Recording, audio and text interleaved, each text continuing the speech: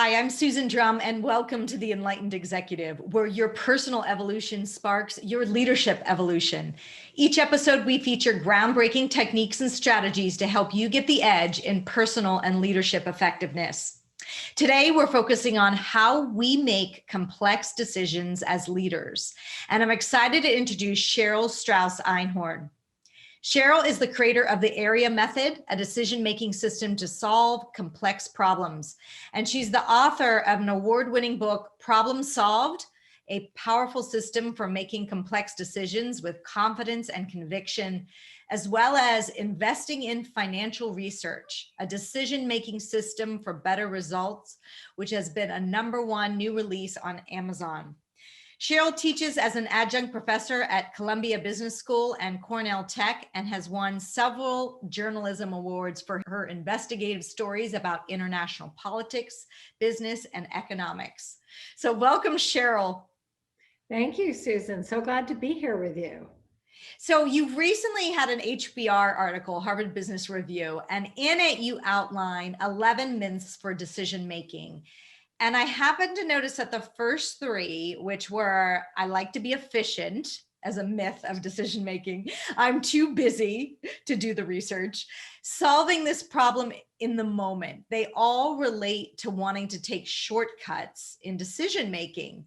And I'm curious as to why these myths in decision making were the first 3 that you identified.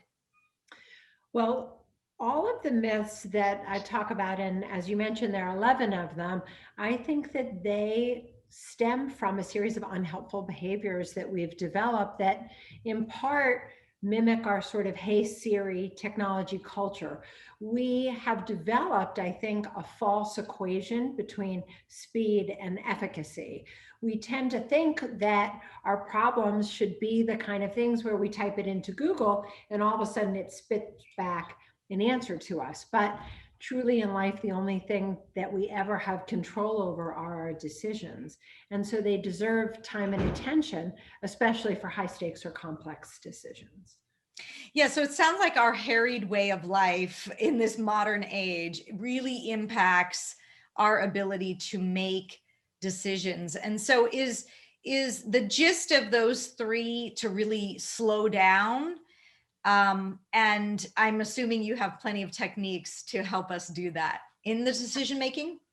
Yeah, so all of the myths basically are underpinned by 3 things, which is, first, that as busy people, we don't have to spend time investing in our decisions. Second, that we're rational human beings. And the truth is now we all know that we're filled with these heuristics, the cognitive biases, and these well-worn pathways that are based on our experience. And the third is that we tend to think that our decisions are ours alone. But the truth is that we operate in community. We are always part of an ecosystem. And so that's what's really underpins all of them.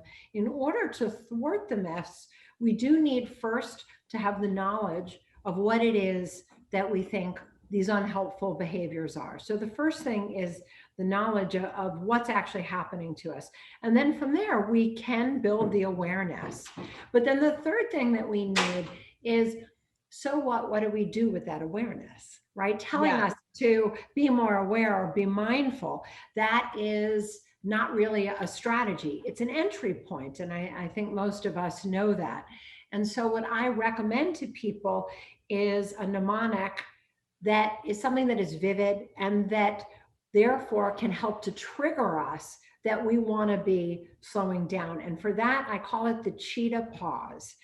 And the reason why I call it that is that the cheetah's prodigious hunting skill is not that she accelerates like a race car. It's actually that she decelerates up to 9 miles an hour in a single stride. And the reason why that's more important than the acceleration is being able to suddenly slow down. That builds agility, flexibility, and maneuverability. And those are all the things that we need for quality decision making.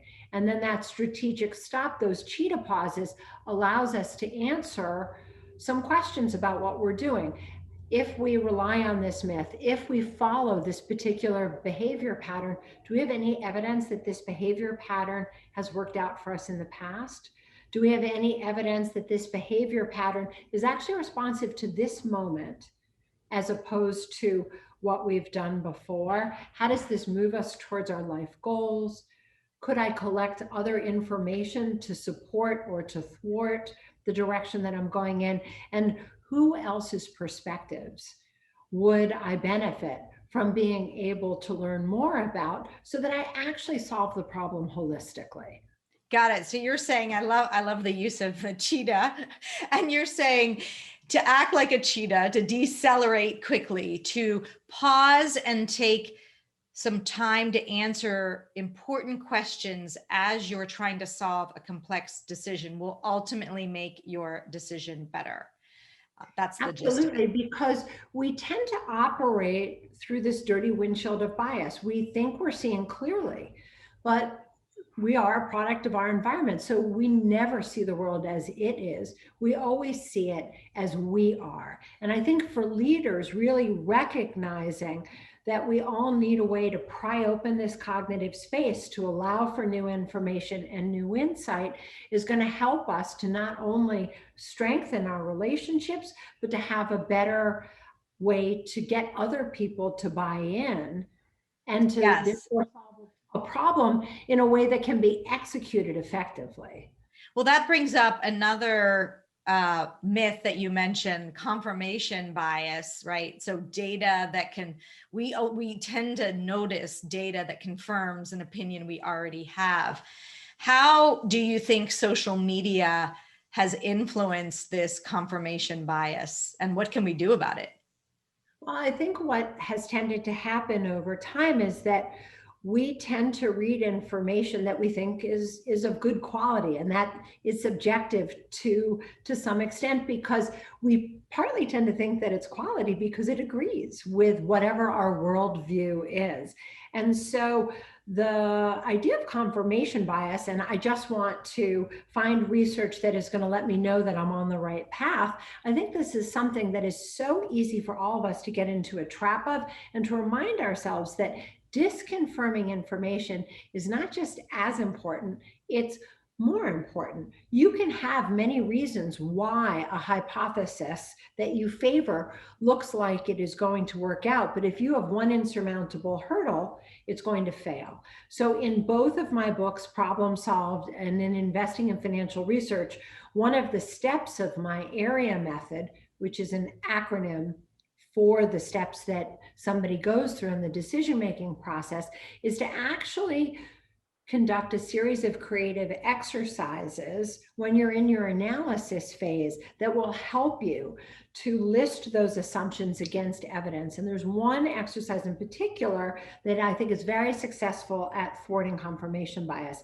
It's a mouthful of a name, and I learned it from a declassified CIA manual. And it's called the competing alternative hypothesis exercise. And this is this idea that you create a simple matrix, and on one axis, you could have all your pieces of evidence. And on top, across, you might have all the different hypotheses that you are considering. And so you're actually looking at the diagnosticity of each piece of evidence. And oftentimes, the piece that we think is the most important is often a piece that may have very little diagnosticity. Just to put that in context, when we get sick, often we run a fever. So a fever is a very important indicator that something is wrong, but it's got very little diagnosticity because it's not going to give us any indication of what actually is going on inside of us. So when you say diagnosticity, you mean ability to make a causality between the symptom you're having and the reason for it? Yeah. That's right. I mean, clearly a fever has correlation, but it says nothing about causation. And so being able to disaggregate those two things, I think, is very important as a leader. Yes, yes. And so even I'm curious to know what types of decisions are best for something like the AREA method, which you outline in your book. And then maybe we can get into what does that, maybe walk us through the steps. But as an outline, like what is it, whether or not I should have caffeine in my coffee or not? Like, and I say that because there is so much competing evidence. If I believe coffee is good for you, I could, in confirmation bias, I can find tons of articles out there that coffee is great. If I believe that coffee is terrible for your gut, for your head, whatever it is, there are lots of so how do I possibly make this decision? Is that the type of decision that the area method can help with, or is it just something that's far more complex and let's say a decision that a leader might face, right? Whether to open a building, a new plant or something. Right. The coffee is such a good example. For some people, that could be a high stakes decision. My dad maybe has 10 cups of coffee a day, so maybe he should read more about it. For many of us, we only have a couple cups, so it's not really such a big problem. Generally, I think something like the area method is meant for high stakes decisions. And I define high stakes as having three components. First, the outcome is unknown, as the future always is. The second, though, is you're dealing with something that's going to have a long-term impact. And the third is that the price for getting it wrong is costly. That's when I think you really want to take time to invest in your decision making. For a lot of small decisions, like what cereal to buy, we're happy to rely on our cognitive biases that tell us what we've done in the past and whether or not we've liked something. But I think we need a systematic way to control for and counter our biases when it comes to the big decisions, because the biases then don't go away. Yeah. And that's where it would make sense to do this. This is a costly, if you get it wrong, it's costly. So all the more important to slow down, use the cheetah pauses, and actually apply a methodology versus just going with your gut the way you would pick out a box of cereal. Yeah. So tell me a little bit about the area method then. What is the acronym stand for, and how might leaders use that in decision making? So AREA is an acronym for the steps of my perspective taking system, which uniquely tries to control for and counter cognitive biases, in part by focusing on the incentives and motives of the other stakeholders involved in our problems, so that we can really think about how to expand our knowledge while improving our judgment. As an overview, think of it as the opposite of Google, right? We were talking before, normally when you're solving a problem, you would type it into Google, and then immediately you are in lots of other viewpoints without having any sense of whether or not they are aligned with your beliefs or your values or your goals, and you don't know their incentives and motives. So fundamentally, what this is innovating for is and advocating for is that we change the way that we gather and collect information. And the reason why we want to do that is because we do now know that we all have these biases and heuristics. So AREA moves you in an organized way from one source of information to the next, and from the least biased information to the most. So the steps stand for absolute information from up close on the target of your decision. So say you're thinking about taking a closer look at what the World Bank does. You might start in the viewpoint of the World Bank, and you'd start right from their information. What kind of loans do they make? What size? How do you look at the success of the portfolio that they have? And how do they describe their value proposition? And then our relative is the next phase of information. It is sources that would be somehow connected to the target. In this case, if again, you're doing this investigation into the World Bank, it would be groups that are funded by the bank, or watchdog groups, or people who have worked for the bank, and so on. And so you're able to get these outside opinions about what has happened that you've looked at in that absolute phase. So you're constantly setting up a way that you vet and supplement your earlier information. Then the E's in AREA, I call the twin engines of creativity. They're about upgrading your research beyond document-based sources. AREA, the first E is exploration. It's identifying good prospects and asking them great questions. How do you get actionable information from interviews? And then AREA E, exploitation, is about turning our lens inward on ourselves as decision makers to use those creative exercises that I mentioned a few minutes ago, where we look at our assumptions against our evidence. And then the final A, analysis, helps us to think about failure and to put back together all of that information so that we can make a decision. Got it. So this is really expanding the window of your perception based on asking these important questions or thinking about how to gather additional data so that you make the best decision. Do do you find, I would be curious to know if some resistance would say, well, does this get you into analysis paralysis? Like what if I, I felt pretty confident in my decision and I go down this and now I'm more unsure. Is that good for me as a leader? What would you say to that? That's not been the problem with the area method because, well, first of all, the books have what I call cheetah sheets. They're like the graphic organizers of the book. So throughout the books, at each point in the research, I'm giving you tips on either where to look for information and also giving you tips on what kind of analysis to do and suggesting how you try to sum up your work. So each piece, at the end of it, you are basically saying, so what did I learn? And you're writing a thesis statement so that you are actually chunk your learning and making your work for you. All decision making is not linear. We would like it to be. It's actually circular. At times you do need to be driven back into the process to either get more information or conduct a different type of analysis. But by forcing yourself to actually chunk your learning and slow down to speed up your efficacy, you have these thesis statements so you can remember what you've done, why you did it. That prevents you from having an evolving hypothesis. And it also makes it so that you can move forward, I think, following a logical progression with greater confidence and conviction about what it is that you've done. Right, right. So how can this support leadership evolution? We talk about here your personal evolution sparking your leadership evolution. How does this help executives or entrepreneurs?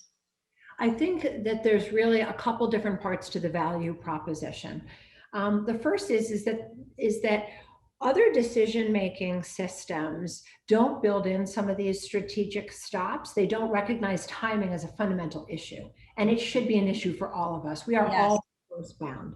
The second thing is that it actively gives you a feedback loop, and I don't think that the other systems do that. Third is other decision-making systems say to you, go ahead, do your research, as if it's a single step. But Yeah. most of us know that it's this umbrella term for a whole series of tricky steps that we need to thoughtfully and carefully navigate. So the area method breaks it down step by step, and it follows a logical progression to basically explain what is a comprehensive due diligence process. What does quality decision-making look like in a research process? And then there's no other system that controls for encounters cognitive biases. So AREA gives you all these things. And in addition, it creates this beautiful audit trail, as I was mentioning before, of the work and the thinking. And so by moving through decision-making fundamentally on a collaborative backbone, you are actively including others, and therefore you are building trust. And you are strengthening relationships as you solve problems so that you can get that critical buy-in, so that then you are able to have a decision that has a much better chance to succeed. Yeah, I like fundamentally in your model, there are a couple things that I think are important for enlightened leaders or those on the path of enlightenment, and why it fits so well. And I wanted to bring you on is one, it's, as you just mentioned, it broadens the impact of your decisions to all stakeholders, right? So you're not making a decision in a vacuum. There are other people that you're influencing for you to take the time to think about those other stakeholders. The second is the awareness that you have cognitive biases and how they are influencing you, and shifting that what you think you know may not be the whole story. So how can you supplement your research and be able to do that?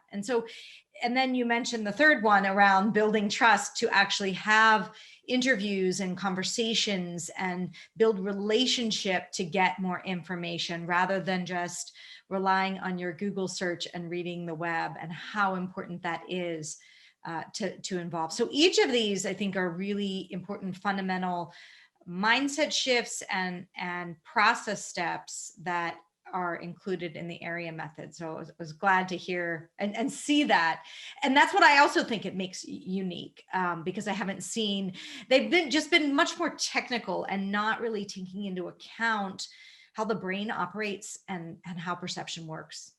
Right. I really think that behavioral influences in how we make decisions is, been an emerging field. And I think that we need something that constantly reminds us that we see as we are, not as it is. And that's not necessarily a bad thing, right? I mean, biases have some upsides too, and that they, when we know that something works, we can rely on them to help us move quickly or to allow us to drive to the supermarket while we're also on the phone. These are valuable things. But when we're making high stakes decisions and when we're trying to build trust and community at our companies and our organizations, we really need a way to lead by example. That is another part of it is, yes, you're considering the stakeholders, but once you make your decision, there's additional components around how you're communicating that decision and building empathy around those that are impacted perhaps in a negative way to that decision. Do you cover any of that aspect in your book or your work? So my new book that I've been working on is actually on the fact that I've identified that there are 5 different approaches to complex problem solving. And that if you can identify how you tend to approach problem solving, it's not proscriptive, it's going to tell you what you've tended to do, but then you can understand the strengths of deciding that way, and also what I call the potential pitfalls, which are the key cognitive biases associated with each of the decision archetypes. And then you can think about how to work better with others. And I think a lot of execution is what you're talking about in terms of communicating your results. How is it that we're developing a shared lexicon, understanding our what I call situationality, which is the context that we're operating in, and then be able to convey this to our community. And so I think that the new work will really speak to some of this, because the previous 2 books are about how do you make that decision, and then how do you also set up for yourself signs where the decision might be getting off track to let you know it's time to change maybe the decision, or what you've identified as the criteria by which you can begin to evaluate how did you do in the decision making, which I think is really important. Right before this, I gave a talk to the Certified Financial Analysts Society based on thinking about decision making and value investing. And one of the things that I thought was very interesting was how many people talked about how they judge their decision making based on the outcome. Yes. That's really hard, right? None of us can predict the future. If we could, we probably would be doing something different. So I think what we can do is we can hold ourselves accountable for the decision making. Was it a quality process?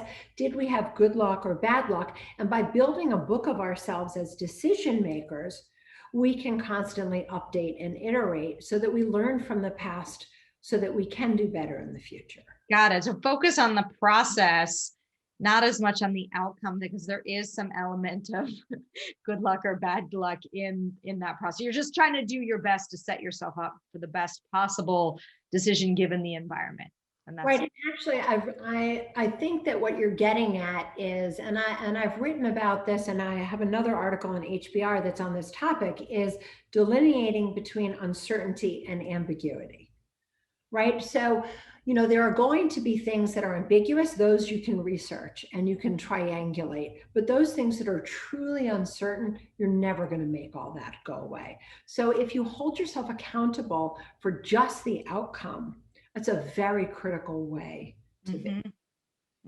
Right, because then you're infusing that uncertainty piece. Got it. So what do skeptics usually say to you about this method or the work, and how do you address it? Well, when you read Problem Solved and Investing in Financial Research, you'll see that what I go through in the book is an end-to-end system for complex problem solving. There's a lot of steps in there. And the truth is that a skeptic would say, do I have to do them all? And my response to that is, remember the cheetah. You want to be agile and flexible. All of us are resource bound. And there are going to be times where we know in advance, I'm thinking about buying a home, or I'm thinking about expanding my company. For those kind of things, you might have the time to really be able to sit down and say, I want to do a big process here. But for many of us, those big decisions come out of the blue and we need to decide. Yes. And then you're not looking at all the steps. It's not going to be practical. And so I think of developing the skills related to complex problem solving like taking a vitamin. You don't take a vitamin because you think that you're necessarily going to need it tomorrow or the next day, but you're continually taking it so that you've got a support system. You're giving yourself some backup. Developing the skills for complex problem solving and reading a book like Problem Solve or investing in financial research is for you to understand what are the possibilities in the different parts of decision making where you can look for new information or you can conduct an analysis, and then you should make it your own. Yes. And so given the time that you have, use what works for you, or more specifically, use where you tend to have greater blind spots or biases. Like really pay attention to those areas and make sure that your decision is more robust given the time that you have. And in fact, as I read through the book, I was looking for where are places that I have bias and how can I incorporate this particular step, which I wouldn't naturally do, but I could do. So I think it's super helpful for leaders, and I really appreciate you in integrating the leadership components that I think are so important. Thank you. So where can people learn more? So you can visit my website. It's areamethod.com, AREA method.com. And you can read about my articles and my work there. And I also have a TED Talk that is called How Do You Know If Your Inner Voice is a Liar, which is also fundamentally about cognitive biases and about the AREA method. So I hope that you will check out the website, reach out to me and learn more about my books and my software and tools and workshops and ways that I can, help people to have greater confidence and greater conviction in their decisions. Yes, absolutely. So if you were going to leave our listeners with one thing they could do, one actionable step they could take to improve their decision making, what would that be? I think the best one is simple and basic, but therefore so difficult to exercise. And that is put that extra beat, that deliberate disruption before you make a move, before you act next or say something. Ask yourself if you can take one extra breath to sort of say, am I present in this moment? And am I showing up to listen for the other people who are involved? Fantastic. Thank you so much, Cheryl. Thank you. Thank you. If you like this episode, you're not going to want to miss my interview with Shep Hyken, who's mastered the art of putting employees before anyone else to improve customer retention. Hope you enjoyed today's episode, and I'd like to point you to the next important step.